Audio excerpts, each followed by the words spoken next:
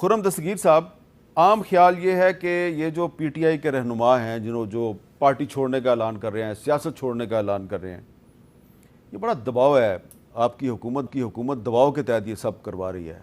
वैसा ही दबाव है जैसा दबाव 2018 में आपकी पार्टी पे था, वैसा ही दबाव है जैसा 2002 में आपकी पार्टी के लोगों पे दबाव था जब मुस्लिम लीग काफ बनी थी, तो वैसा ही दबाव है जो अब पीटीआई पे है। नहीं, लेकिन दबाव सह गए ना। बहुत सारे जो हमारे कायदीन हैं, सबसे ज़्यादा जेल तो खैर खुर्शीद शाह साहब ने काटी 765 दिन, लेकिन उनसे पीछे नहीं थे हमजा शहबाज 627 दिन। उन्होंने तो नहीं कहा कि मैं छोड़ रहा हूँ। या मियाँ नवाज शरीफ जो थे, ख्वाजा साद रफ़ीक 462 दिन रहे जेल में, उन्होंने तो नहीं कहा।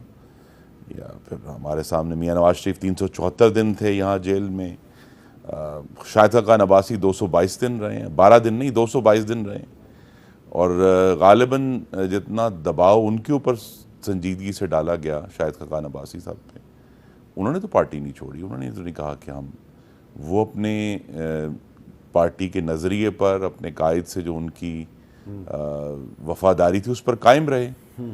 तो यहाँ भी ये इम्तिहान पाकिस्तान की सियासत में नया नहीं है। जिस तरह आपने कहा, ये दहाइयों से चल रहा है।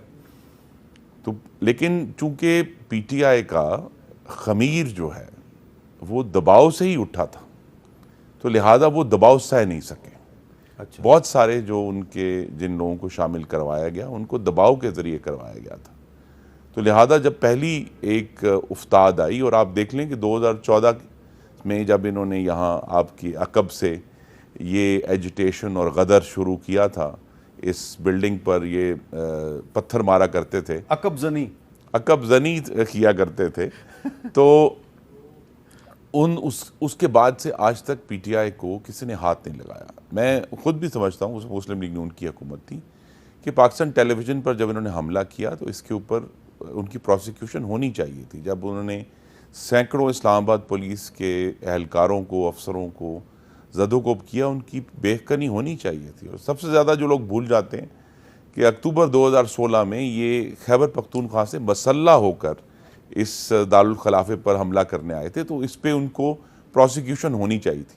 तो लिहाजा 2014 से लेकर अब तक ये पहली दफ़ा है कि पार्टी की ज़ी आजमाइश में आई तो है। आपके ख्याल में तहरीक इंसाफ अब जवाल का शिकार होगी? नहीं, मैं ये नहीं कहता। देखिए, पार्टियां कभी भी अगर उनकी आवाम में जड़ें हैं तो पार्टियां कभी ख़त्म नहीं होती। ये तो ये जो रहनुमा छोड़ के जा रहे हैं, तो इससे आपके ख्याल में तहरीक इंसाफ जवाल का शिकार नहीं होगी? नहीं, जवाल का शिकार होगी। पार्टियां जवाल का शिकार नहीं होती हैं जवाल का शिकार। आखिर 2002 के इलेक्शन में, अब आप उसको जवाल कहें या दबाव कहें, मुस्लिम लीग नून के गालिबन 22 लोग मुंतखब हुए थे कौमी असम्बली में। तो उसमें से भी कुछ चले गए और 17 या 18 रह गए।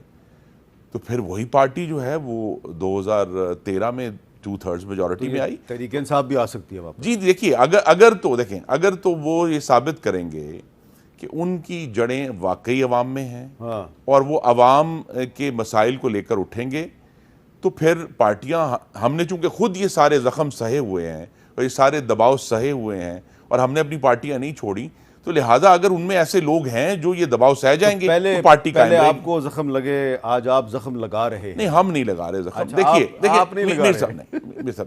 मेरी आपसे गुजारिश है, ये बड़ा आसान है, जिसको अंग्रेजी में कहते हैं मॉरल इक्विवेलेंस, कि अखलाकी बराबरी, कि तुसी भी बुरे होते वो भी बुरा है। 9 और 10 मई के वाकयात पाकिस्तान की सियासी तारीख में यूनिक हैं। एक बहुत बड़ी रेड लाइन क्रॉस हुई है, और इस तरह का जो गदर है पाकिस्तान की किसी सियासी जमात ने पहले नहीं फैलाया। सिर्फ तहरीक तालिबान पाकिस्तान जब हमला आवर थे 2007 से लेकर 2016 तक, उन्होंने ये काम किया। उसके अलावा अब आके तहरीक इंसाफ ने किया।